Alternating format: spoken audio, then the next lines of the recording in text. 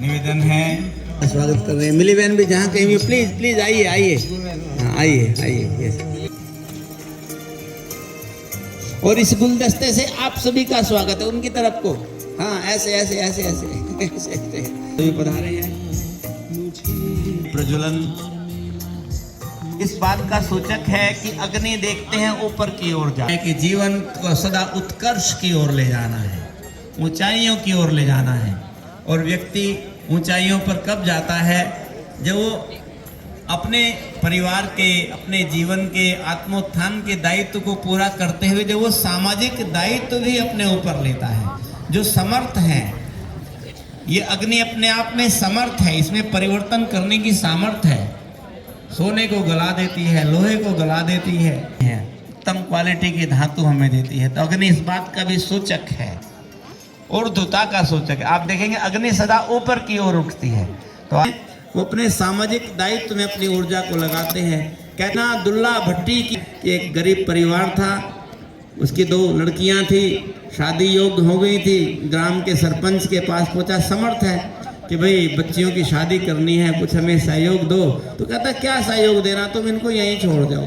देखो तमोगुणी व्यक्ति, वो बेचारा रोता हुआ अपनी बच्चियों को ले जा रहा था। रास्ते में उसको दुल्ला भट्टी मिले जो समर्थ थे, कहने को वो डाकू थे, पर वो क्या करते थे, अमीर लोगों का धन लेकर के गरीबों को बांटते थे।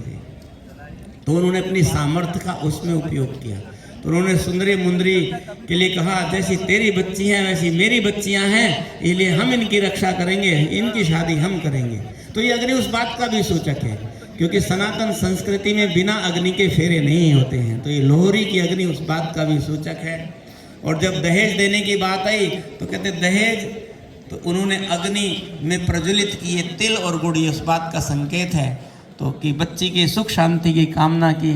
तो इस प्रकार से जब तक हम अपने सामाजिक दायित्वों का निर्वाह नहीं करते हैं, तब तक भी हम ऊंचाइयों की ओर नहीं जा सकते हैं। आज देखो दुल्ला भट्टी का गायन, भले डाकू थे लेकिन गायन आज भी उनका हो रहा है। इसलिए कहते हैं बिना दुल्ला भट्टी की कहानी के लोहरी का पर्व पूरा नहीं होता है। तो हमारे बीच सब सामर्थ्यवान बैठे हुए हैं, अपने दायित्व से संस्था को आगे बढ़ा रहे हैं। मैं निवेदन करूंगा आज के इस लोहरी के पर्व पर आदरणीय करुणा भाई साहब जी से, ठीक है, कि अपने शुभ आशीष हम सभी को देंगे। आदरणीय भाई साहब।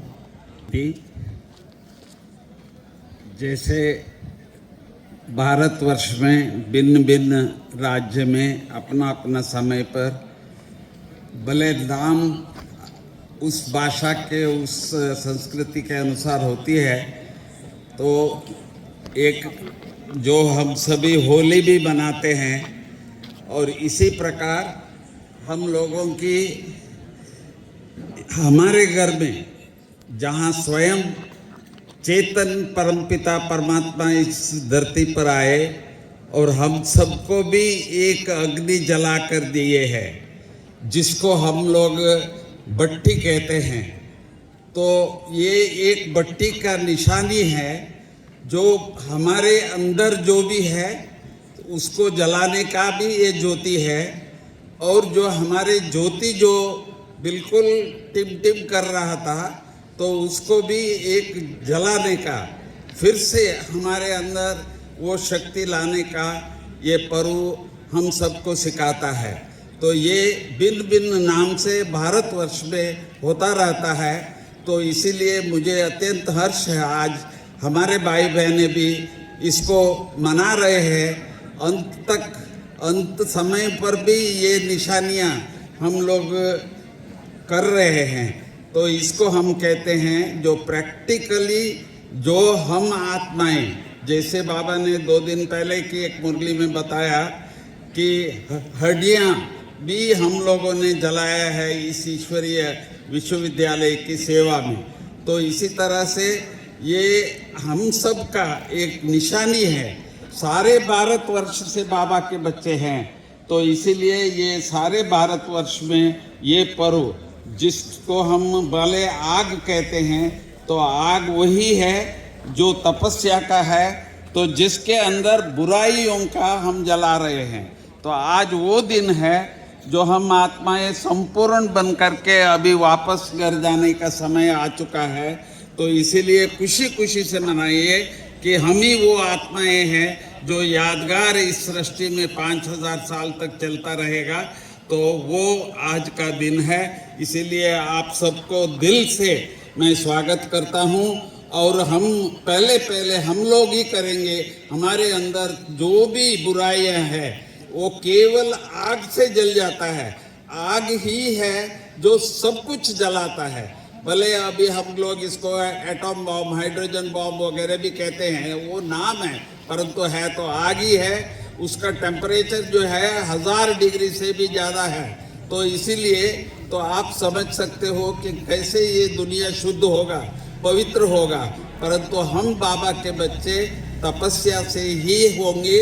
वो समय आया है अभी और प्रैक्टिकल है।